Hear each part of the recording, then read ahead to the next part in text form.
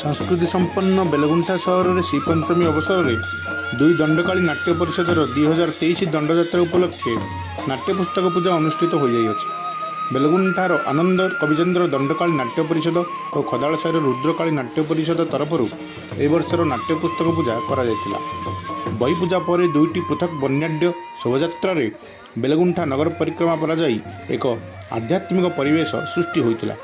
आनंद कविचंद्र दंडकाली नाट्य परिषद सभापति भास्कर पात्र, सत्वाधिकारी शंकर दलई, संपादक सुशांत बेहेरा, शंकर बेहेरा, ब्रजेंद्र पत्ती, काशीनाथ साहू, प्रकाश चंद्र साहू प्रमुख परिचालना करथिबा बेले खदालसाई माँ रुद्रकाली नाट्य परिषद तरफ सभापति के जितेंद्र सुबुदी, दंड परिचालना कमिटी सभापति लिंगराज पात्र, संपादक बालकृष्ण पात्र, उपदेष्टा भी देवीप्रसाद पात्र, जगन्नाथ नायक, कांप नायक प्रमुख परिचालना करथिले। नगरपाल फिरोज सेठी समेत सहर बहु मान्यगण्य व्यक्ति कार्यक्रम में जोग देइथिले। प्रेस क्लब खबर बेलगुंठा गंजाम।